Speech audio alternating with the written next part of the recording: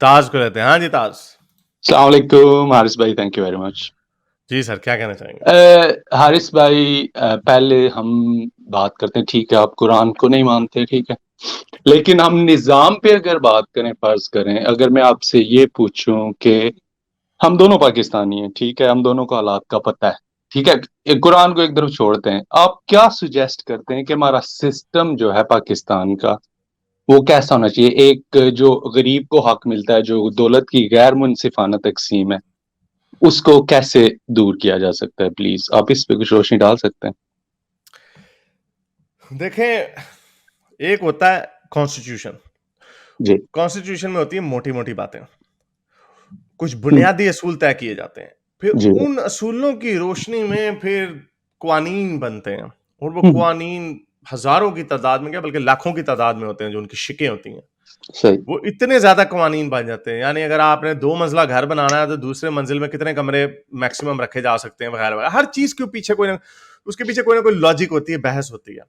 ठीक तो है। इंसाफ कायम करने के लिए सबसे, हम्म, यानी लोगों के जानो माल का, किसी भी मुआशरे का जो सोशल कॉन्ट्रैक्ट है, जब इंसान खाना बदोशी से इन शहरों में, आबादियों में रहना शुरू हुआ, तो एक इसको कहते हैं हम्म, सोशल कॉन्ट्रैक्ट, कि अपने हर काम नहीं मैं कर सकता, मैंने अपनी कुछ आजादियां जो हैं, कुछ अपनी जो मेरी जो मनमानी है, मैंने स्टेट में, क्योंकि मैं मुआहदा कर रहा हूं कि मैंने इस शहर में रहना है, तो वो हकूक अपने मैंने कुछ देने हैं। मसलन मैं अदालत की का एहतराम करूंगा, हम्म, मैं अपने मुल्क, अगर मेरा मुल्क मुझे बुलाएगा जंग के लिए, पहले होता था, अब उसमें भी रिफाइनमेंट है, तो मैं उसके लिए जाऊंगा, वगैरह वगैरह। तो ये सारी वो शरायत होती है, फिर आपको करना पड़ता है। अगर आप नहीं करेंगे तो फिर आपको अदालत की बेहुरमती वगैरह पे होता है। तो पहली शर्त ये है कि आपने उस एक अदलो इंसाफ को मानना है और उस अदलो इंसाफ को नाफिज करना। सही। नाफिज, और ये सबको पता है, वो हर कल्चर भी, इस्लाम का भी अपना शरई निजाम है, हम्म, यहूदियों का, हिंदू, हर एक जमाने मुआशरे का अपना एक निजाम रहा है। जी अब बिल्कुल। प्रॉब्लम आती है उसकी एप्लीकेशन में। हम्म, अब उसकी एप्लीकेशन जो है, आपने उस एप्लीकेशन को सही करना। हम्म, ये कहना कि इस कि जी वो ये एप्लीकेशन अगर पाकिस्तान में अगर खराब है, फर्ज करें, तो हम्म, इसका हम्म, जिम्मेदार, मैं आपको ये नहीं कह रहा कि आप ये कह रहे हैं, मैं ये कह रहा हूं कि हम्म, लोग बहुत सारे ये कहते हैं। आपने देखा होगा, जब किसी बच्चे का रेप हो जाता है, किसी का कत्ल हो हम्म, जाता है, कोई वीडियो वायरल हो जाती है, तो लोग कहते हैं ये सब इसलिए क्योंकि इस्लामी कानून नहीं हमने नाफिज किया। वो ये होता है कि हमने कवानीन नाफिज करना है। तो ये कवानीन नाफिज करने होते हैं। जो दूसरी आपने बात की, वो अलहदा बात है। वो आपने कहा कि जो ये सरमायादाराना निज़ाम की वजह से, कि गैर मुनसिफाना दौलत की जो डिस्ट्रीब्यूशन ऑफ वेल्थ है, उसको उर्दू में क्या, आपने एक वर्ड अच्छा बोला था वर्ड, तो वो जो डिस्ट्रीब्यूशन ऑफ वेल्थ है, ये अनफॉर्चुनेटली ये भी एक सिस्टम है जिसकी अभी कमी है। इसके ऊपर बड़ी थ्योरियां इकोनॉमिस्ट देते हैं कि जरूरी नहीं कि कैपिटलिस्ट सिस्टम वैसा ही हो जैसा अमेरिका में मैड कैपिटलिस्ट सिस्टम है, यानी एलीट जो है 1% के पास तकरीबन 80% ऑफ वेल्थ होती है। ये इसका एक इंडिकेटर होता है, मैं देख रहा था कुछ अरसे में, तो उसमें जो स्कैंडिनेवियन कंट्रीज वगैरह में, वो अमेरिका से बहुत बेहतर है जो डिस्ट्रीब्यूशन, लेकिन फिर भी इतनी नहीं है। यानी एलीट 10% के पास मोस्टली 60 या 50% तो उधर भी है, लोगों के सही। पास होता है पैसा। तो हम्म, ये अनफॉर्चुनेटली ये एक सिस्टम है जिसके जिसका तोड़ अभी निकाला नहीं जा सका। कम्युनिज्म जो था, वो इसी की तोड़ की कोशिश थी एक तरफ से, कि सारे लोग बराबर है। सारे हम्म, लोग बराबर नहीं हो सकते, क्योंकि लोगों को उनकी उनकी मेहनत का सिला भी मिलना, ये भी हम्म, मेहनत का सिला मिलना असल में डिस्ट्रीब्यूशन ऑफ वेल्थ है ना। अब सही। कैपिटलिज्म जो है, अब कैपिटलिज्म में अगर मार्क जकरबर्ग के जहन में आ जाता बड़ा जबरदस्त फेसबुक का आइडिया, तो वो बिलियनर हम्म, बन जाता है। आप कह सही। सकते हैं यार उसका तुक्का लग गया, वो ये हो गया, चलो एक रेवोल्यूशनरी आइडिया भी आ गया, तो उस आइडिया की इतनी हो गई कि उसको इतनी ताकत मिल जाए। आप ये हम्म, बहस कर सकते हैं, लेकिन अनफॉर्चुनेटली इसके अलावा कोई सिस्टम नहीं है।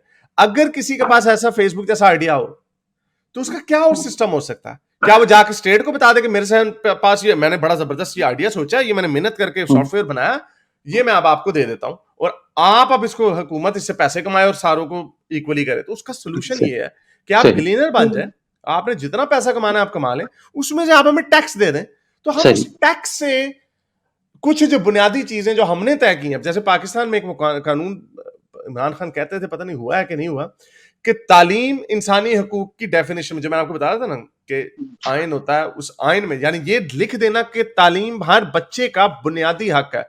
इसका जी। मतलब ये है कि अब तालीम की जिम्मेदारी स्टेट के ऊपर है। यानी हमने लोगों से टैक्स लेके हमने सही, अपने बच्चों को वो देना, चाहे उसकी जेब में 5 रुपए हो या वो उसका बाप कोई बहुत बड़ा मिल ओनर हो, ये हुँ, हमारी बेसिक जिम्मेदारी है। हाँ, कपड़ों की हम जिम्मेदारी नहीं ले सकते कि आपका सही, बच्चा गुची की सूट भी पहने तो वो फिर हुँ, हुँ, अमीर हुँ, अमीर का बच्चा पहनता है। तो ऐसे ही है। ये अनफॉर्चुनेटली यही सिस्टम हमारे पास है। डेमोक्रेसी को मैं अक्सर कहता हूँ, ये तो हुँ, कैपिटलिज्म की बात थी ना। डेमोक्रेसी का मैं आपको, डेमोक्रेसी में लोग कहते हैं यार ये क्या हो गया कि गलत बंदे को किसी ने वोट दे दिए, वो ट्रम्प जैसे बंदे को बार बार लोग वोट दिए जा रहे हैं, या उधर सही, कोई कहे तो उसमें ये सारी जो बातें हैं आपको, लेकिन उससे बेहतर वो सिस्टम कोई नहीं है। उसके जब हम सही, मुतरादिफ देखते हैं तो क्या मिलता है हमें फिर? हमें फिर शी सही, जिनपिंग की तरह की अथॉरिटेरियनिज्म मिलता है, बादशाहत मिलती है, फिर क्या करें? सही, तो सही। ये आई होप अच्छा, दैट आंसर्स इट। सर बहुत बहुत अच्छी एक्सप्लेनेशन की, मजा आ गया आपका। लेकिन मैं इस अभी असली में मुसलमान हूँ, तो मैं इसको कुरान से समझने की कोशिश करते हैं, ठीक है? जिस तरह आपने बात की कि एक बंदा बहुत ज्यादा मेहनती है और एक कम मेहनती, ये बराबरी नहीं हो सकती, ठीक है? इस तरह में कुरान में एक सूरह नहल की आयत 71 है, उसमें भी वो यही कहता है कि कुछ ज्यादा इंटेलिजेंट होते हैं, कुछ कम इंटेलिजेंट होते हैं। जो ज्यादा इंटेलिजेंट बंदा होता है उसको पैसे भी ज्यादा मिल जाते हैं उसकी जरूरत से ज्यादा, लेकिन जो वो जो ज्यादा जरूरत से ज्यादा पैसे होते हैं उसको लौटाता नहीं है, जो उसका मातहत होता है कहीं उसके बराबर ना हो जाए, ठीक है? अभी ये देखें कि जो आपने बात की है कि वो बंदा फिर आगे से जवाब देता है, या अल्लाह, कि मैं अगर फर्ज करो मैं 12 घंटे काम करता हूँ लेकिन दूसरा 6 घंटे काम करता है, तो ऐसे हम बराबर कैसे हो गए? और उसकी तालीम भी इतनी ज्यादा नहीं है मेरे जितनी, उसकी तालीम ही मेरे से कम है, तो फिर वो किस तरह बराबर हुआ? तो फिर एक और आयत में है कि वो कहता है कि तुम इन लोगों के पास बारे में ऐसा डर नहीं रखते जैसा तुम अपने बारे में डर रखते हो। इसका मतलब ये है कि वो समझाने की एक एग्जांपल दूंगा, फर्ज करें हर्ष भाई, कि अगर हमारी फैमिली के अंदर फर्ज करें, जब हम फैमिली के अंदर अपना लुक आफ्टर करते हैं, सिस्टम बनाते हैं, तो माँ बाप जो होते हैं वो तो, जो बच्चे तो उतना नहीं कमाते ना, वो बराबर होते हैं, लेकिन वो समटाइम्स हम कुर्बानियां देते हैं। मेरी जो जरूरत है 10 रुपए की, वो मुझे पता है कि अगर मैं 10 रुपए बचा लूंगा तो मेरे बच्चे के काम आ जाएंगे। तो वो उधर फैमिली के अंदर हम नहीं सोचते इस तरह के कौन ज्यादा कमाता है या कौन इंटेलिजेंट है या कौन कम इंटेलिजेंट है, उधर हम सारे बराबरी रखते हैं। लेकिन जब हम बाहर जाते हैं तो बाहर वही आप वाली बात है, एक बंदा कहता है कि मैं बहुत ज्यादा इंटेलिजेंट हूँ, मुझे ज्यादा मिलना चाहिए, दूसरे को कम मिलना चाहिए, इसने मेहनत नहीं की। ये आपकी बात मुझे बहुत पसंद आई कि एटलीस्ट चलें ठीक है, आप वो नहीं कर सकते कि ज्यादा दौलत आप गवर्नमेंट को नहीं दे सकते, तो आप ऑस्ट्रेलिया में रहते हैं हारिस भाई, अब देखें कि कोई कोई बच्चा उधर, कोई बंदा भूखा सोता है? कोई भी नहीं सोता भूखा। जिसके पास छत नहीं है उसको छत भी मिलेगी, अगर इवन कि आपका चलता हुआ कारोबार भी चला जाता है तो लोगों को कोई प्रॉब्लम नहीं होती, क्योंकि गवर्नमेंट उनके सर पे खड़ी हुई है, ठीक है? बेसिक मेरा भी यही समझता हूँ कुरान को, कुरान भी यही कहता है, अगर एक खलीफा बना दिया, ठीक है, उसको सुनो, होने चाहिए आपका सिस्टम प्रॉपर होना चाहिए कि कोई किसी के साथ जुल्म की नहीं बात, काफी सारी आदमी डिफरेंट डिफरेंट जगह पे बात करता है। तो मैं इस चीज में आपका क्या ख्याल है? तो ये आपने जो हवाले दिए हैं, इसमें कोई, लेकिन इसमें कोई खास बात नहीं है ना। ये तो सबको पता है कि हमेशा से ये बात, टैक्स का सिस्टम बड़ा पुराना चला आ रहा है। अमीरों से पैसे का टैक्स लो और वो टैक्स से सड़कें बनती थी, हम्म, और मेडिकल्स वगैरह होते थे, पब्लिक लेबोरेटरीज होती थी, हम्म, रोमन्स बनाते थे, इंडियंस बनाते थे, चाइनीज बनाते थे, लोगों से हम्म, टैक्स लेके। हम्म, तो इसमें खास बात क्या है? प्रॉब्लम ये है जो आप जो बात कर रहे हैं कि पाकिस्तान का प्रॉब्लम असल में बहुत सारे प्रॉब्लम, उनमें से एक ये प्रॉब्लम है। आपने ऑस्ट्रेलिया की एग्जांपल दी, हाँ ठीक है, बहुत जबरदस्त सिस्टम है, लेकिन इधर भी लोग कुछ होते हैं भूखे, कुछ इधर हम्म, भी बेचारे होमलेस भी होते हैं, ऐसे भी होता है, लेकिन जी, बहुत मिनिमाइज किया जाता है। फॉर एग्जांपल हर बंदे को सेहत का कार्ड मिलता है, मेडिकेयर कार्ड। सही, इंडिया में, सॉरी, इंग्लैंड में एनएचएस का कार्ड मिलता है, और मैंने सुना इमरान खान ने भी वो सेहत कार्ड दिया, उसका एक बजट, अब जो कि हम्म, मुझे बड़ी हैरत होती है थर्ड वर्ल्ड कंट्री में ऐसा काम करना, और जो कि हम्म, चला जाएगा जब अगली हुकूमत आएगी। ऐसे ही, तो ये जो काम है, ये वो स्टेप्स हैं जो कोई भी जी शऊर इंसान जो है, जो मुखलिस हो सकता है अपनी कौम के साथ, हम्म, वो ये काम करने की कोशिश करेगा। ऐसे ही, लेकिन एक होता है नियत होना, और एक होता है उसकी प्रैक्टिकलिटी कितनी है। हम्म, फॉर एग्जाम्पल, मैं आपको प्रैक्टिकलिटी की बात करता हूँ। आपने बातें की ना, कुरान में कहा है कि जी हाँ जी, अमीरों से लो, गरीबों को दो, और सारे जी, लोग बराबर नहीं हो सकते, जो ज्यादा कमाते हैं उनके ऊपर जिम्मेदारी भी ज्यादा होती है, ठीक है। जी, लेकिन प्रैक्टिकलिटी क्या है? जितने अमीर हम्म, अमीर लोग हैं, आपको पता है, वो फिर भी टैक्स नहीं देते, टैक्स नहीं बड़ा देते, अवॉइड करते हैं। मोस्टली जो ऐसे ही, टैक्स बाहर के मुल्कों में भी जो देते हैं, वो बेचारे तनख्वाहदार लोग देते हैं। बड़े बड़े ऐसे, बिजनेसमैन, ये एप्पल वगैरह, कोई बड़े थोड़े टैक्स देते हैं, जी भाई, उनके ऊपर लड़ाइयां चलती हैं, और वो हम्म, लूप्स ढूंढते हैं। हम्म, उनके जो इनके जो होते हैं जो अकाउंटेंट होते हैं उनके बिलेबल्स इतने ज्यादा मिलियंस में होते हैं, लेकिन उनके जो टैक्सेस होते हैं हंड्रेड्स ऑफ मिलियन में। इलॉन मस्क बड़ा हीरो है, वो भी कहता है मैंने टैक्स नहीं देना, यानी मैंने अपना टैक्स कम करना है वगैरह वगैरह। तो ये दुनिया का असूल है, हर बंदा टैक्स कम देना चाहता है। तो इसमें कोई खास बात नहीं जो कुरान कर। अब इस इमरान खान ने कितनी बातें की थी, मैं ये कर दूंगा, मैं वो कर दूंगा। मुझे अभी भी यकीन है कि उसके दिल में, इमरान खान के दिल में फतूर नहीं है, वो बेईमान आदमी नहीं है, लेकिन वो कर ही नहीं सकता। आपने बात की, इस्लाम ने ये कहा कि हाँ जी यही वाली जो लोगों से टैक्स लो, हाथ बंदा बराबर नहीं हो सकता। तो इस्लाम में एक सिस्टम है, इंटरेस्ट नहीं लेना आपने, इंटरेस्ट फ्री बैंकिंग होनी चाहिए। जी। बैंकिंग इंटरेस्ट फ्री हो ही नहीं सकती। हम्म, कोई ठीक है। आपको, आप आपने एक बैंक खोला है, बैंक, और ये इतनी कॉम्प्लिकेटेड बैंकिंग होती है हम्म, कि एक बैंक ने उधर से पैसे पकड़े होते हैं, उधर से उस दूसरे बैंक से, फॉर एग्जांपल ऑस्ट्रेलियन बैंक इतने बड़े नहीं है दुनिया में, तो हम्म, ये इन्होंने लैंडिंग की होती है अमेरिकन बैंक से, ब्रिटिश बैंक से, और सही। आम होम लैंडर्स को दिए होते हम्म, हैं मॉर्गेजेस के। तो ये लोगों से पैसा इंटरेस्ट लेते हैं, थोड़ी सी बीच में अपनी रखते हैं, और फिर हम्म, उनको आगे इंटरेस्ट जिनकी सही। प्राइम प्रिंसिपल अमाउंट है उनको भी दे रहे हैं। तो सही। लोगों को घर मिलते हैं, हम्म, हर बंदे को जो जो घर मिलते हैं। जो इमरान खान ने इतना धक्का लगाया कि हमने जी पता नहीं कितने 50 लाख घर बनाने वगैरह वगैरह, हम्म, उसके पीछे वो सब जेब से तो नहीं बना के देने थे। सही। उसने लैंडिंग का, मैं आपको म्यूट कर रहा हूँ, बड़ा किड़किड़ आती है आपकी तरफ से। उन्होंने लैंडिंग का क्राइटेरिया आसान करना था। जो ये फिगर्स बताए जाते थे कि इंडिया में पता नहीं 5% है कि 7% है, पाकिस्तान में 0.1% है, बाहर के मुल्कों में कुछ 30-40% होती है। तो ये अमेरिका, ब्रिटेन, हर मुल्कों में ये ऐसे है, आपके पास जॉब है, स्टेबल जॉब है, आपकी 4, 3, 4, 5 हजार जितनी भी आपकी तनख्वाह, उस हिसाब से आपको उन्होंने 2 लाख 3 लाख डॉलर का कह देना कि आपका लोन अप्रूव हो जाना। आपने सारी उम्र उसको इंटरेस्ट तो देना है, इसमें ठीक है। वो जब 30 सालों में इंटरेस्ट उतरेगा, वो 2.5 लाख जो होगा, वो आप उसको उस वक्त कुछ 6 लाख के करीब देंगे उसको पैसे वापस, यानी 3 गुना होके वो वापस जाता। लेकिन आपके सर के ऊपर छत तो है, आप काम तो कर रहे हैं, नहीं तो आप उधर ले। अब ये सिस्टम है, इससे बेहतर और कोई सिस्टम है नहीं हमारे पास। आप किसी को अपने, आपके पास अगर 1 करोड़ रुपया है, आप 80 लाख रुपया बैंक में रख देंगे कि हाँ भाई जो मर्जी करो, जिसको मर्जी दे दो, और मुझे उसके प्रॉफिट में कुछ ना मिले? कोई भी नहीं ऐसे करेगा। वो कम, आप फिर वो क्यों करेंगे? आप कोई और कारोबार कर लेंगे, आप मैकडोनल्ड की शॉप खोल लेंगे या रेस्टोरेंट खोल लेंगे। तो ये सिस्टम है, फॉर एग्जाम्पल, ये इस्लाम का पुराना सिस्टम है, ये नहीं चल सकता मॉडर्न दुनिया में। तो दिस इज द रीजन इस्लाम के अंदर बहुत सारी चीजें आउटडेटेड है। फॉर एग्जाम्पल, अभी जो हदीसें मैंने आपको बताई थी, ये हाथ पैर काटना, रजम की सजाएं, आपको, मुझे लग रहा है कि आप थोड़े मॉडर्न मुसलमान हैं। आप जब भी कोई तालिबान की वीडियो देखते हैं, जहाँ वो क्रेनों से लटकाए होते हैं, उन्होंने वो धुर्रे मार रहे होते हैं, क्या आपके रोंगटे खड़े नहीं होते? क्या आपके दिल से ये आवाज नहीं आती कि यार वो अल्लाह मियाँ तो बड़ा रहमो रहीम है, अमन प्यार करने वाला है, 70 माओं से ज्यादा प्यार करता है? अल्लाह ऐसी बात कर नहीं सकता। वो आपके अंदर की इंसानियत बोल रही होती है। मजे की बात यह है कि रहमतुल्लिल आलमीन ने ये काम किए हुए, जो मैंने भी आपको हदीसें दिखाई हैं, कुरान के अंदर लिखे हुए, कोड़े मारना, रजम की सजा, दो प्यार वाले आपस में उन्होंने डिंग डोंग कर दिया, क्या तूफान आ गया कि आपने उनको संसार करके मार देना। और संसारी की वीडियो कभी देख लें आप, आपके रोंगटे खड़े हो जाएंगे। तो ये निजाम पुराने निजाम है मजहब के, ये नहीं चल सकते आजकल के जमाने में। और अभी तो मैंने लोनियों की बात नहीं की, वो भी आउटडेट कर दी हैं। ये रजम की सजाएं जो पूरी दुनिया में नहीं चलती, वो थैंक्स टू ग्लोबल वर्ल्ड नहीं चलती। तो चले, have the last word, we need to wrap it up. Thank you very much sir, मजा आया आपके साथ बात करने का। लास्ट बात मैं यही करूंगा भाई कि ठीक है कि सूद के बगैर बहुत मुश्किल हो गया काम, ठीक है। बाकी जो आपने अहदीस की बात, हूँ मैं थोड़ा मॉडर्न मुस्लिम हूँ कि वो तो नहीं मैं मानता।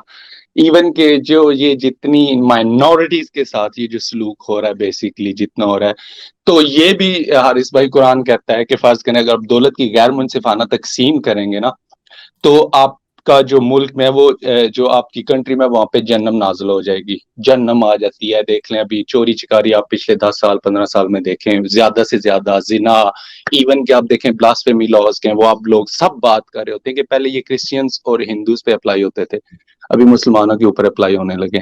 तो जब आप सिर्फ कुरान को रट्टू सिस्टम से पढ़ते रहेंगे, उसको समझेंगे नहीं, वो निजाम थोड़ा बहुत ये क्या अगर हम समझाने समझा की दें आपको, अगर हम आपको ये समझा दें, तो यही कुरान की मेरी फेवरेट आयत है, सूरह जी। मायदा की 33वीं आयत है, कि जो लोग जमीन पर फसाद फैलाते हैं, उन्हें इबरतनाक तौर पर कत्ल किया जाए, या उन्हें सूली जी चढ़ाया भाई। जाए, या उनके हाथ और पांव मुखालिफ सिमतों से काट दिए जाए। कौन सा ऐसा जी। जुर्म हो सकता है कि उनके हाथ पैर मुखालिफ सिमतों से काट दिए जाए? यहाँ पे एक भाई बैठे हुए हैं, आसिफ अली, इन्होंने कल हमें एक बात कही थी कि पता नहीं चला गया है वो बंदा, कल आया था, वो कहा था हामिद मीर ने ये कहा है कि पता नहीं कोई अजीब सा इल्जाम हामिद मीर के ऊपर से लगाया, उसने कहा हामिद मीर ने ये कहा है तो ये हामिद मीर फसाद फैला रहा है, ऐसे लोगों की सजा का लिखा हुआ कुरान में हाथ पैर काटना। मैंने कहा मुझे पूरा यकीन है हामिद मीर ने वो बात नहीं की होगी, जो भी बात बड़ी आउटरेजियस किस्म की बात थी, अगर की भी हो, क्या हाथ और पैर काटना, आप इमेजिन कर सकते हैं पाकिस्तान के हम थानों में जो लितर पड़ते हैं, हम कहते नहीं कितना गलत काम है, नहीं होना चाहिए। यहाँ पे देखें गोरों के मुल्कों में कातल को बिठा के बड़े मजे से उसको चाय पे देते हैं, इंटरव्यू लेते हैं, ठीक है, उसको रखे छोड़ते हैं वहां पे 20-25 घंटे, वो खुद ही तंग आके वो कहता है हाँ भाई मैंने किया ये काम। वो उससे ऐसे ऐसे सवाल पूछते हैं, एल भाई बताओ किधर थे, ये हमें वहां से, ये तुम्हारा ये तुम्हारी बटवा मिला वहां से, ये क्या कर रहा था। वो उनको मारने की पिटाई करने की जरूरत नहीं पड़ती। हमारे मुल्कों में छितर फेर रहे होते, छितर जब पड़ा रहा होता बंदा कहता हाँ यार जो करना मेरे पे इल्जाम है वो डाल दो, मैं छितर, मुझे मारना बंद करो। तो आप इमेजिन कर सकते हैं पाकिस्तान के ऐसे थाने हो जहां पे हाथ और पैर कट रहे होंगे ऐसे लोगों के जिनके ऊपर फसाद बिल अर्ज का इल्जाम है। क्या can this is from the Quran not from the हदीस, कैन यू इमेजिन दिस? जी हारिस भाई, बिल्कुल आपने ये भी ठीक कहा, लेकिन वो फिर हमें एक्सप्लेनेशन समझनी पड़ती है कि वो काफिर किसको कहता है और मुशरिक किसको कहता है हारिस भाई, ये ठीक है। फसाद, और यहाँ पे फसाद वाली बात आ रही है। लेकिन यहाँ वो पे फिल जी जी यहाँ पे आ रहा है अल अर्ज फसादन, फसाद का वर्ड जमीन, है, जी जी बिल्कुल। जमीन पर फसाद फैलाने वालों का जिक्र हो रहा है। जी, तो जमीन पर फसाद आप देखें कि जो फर्ज करें जो कि अभी आपका सिस्टम, फर्ज करें ऑस्ट्रेलिया के लॉ के खिलाफ अगर कोई मसला करता है, कोई इसके अगेंस्ट बोलता है सिस्टम के, तो वो फसाद उसको आप नहीं समझेंगे या क्या समझेंगे लेकिन उसको? उसको कभी नहीं, बिल्कुल भी नहीं, ये यही तो इनकी खूबसूरती है इन मुल्कों की। हम्म, मैं कह दूं स्कॉट मॉरिसन की गंदी पॉलिसियां यहाँ पे, जो अभी जो राइट्स हुए हैं, जो पूरी दुनिया ने देखे हैं, ये जो ऑस्ट्रेलिया हर मुल्क में हुए हैं कि हमने मास्क नहीं पहनने, हमने टीके नहीं लगवाने, जी भाई, क्या किया उन्होंने?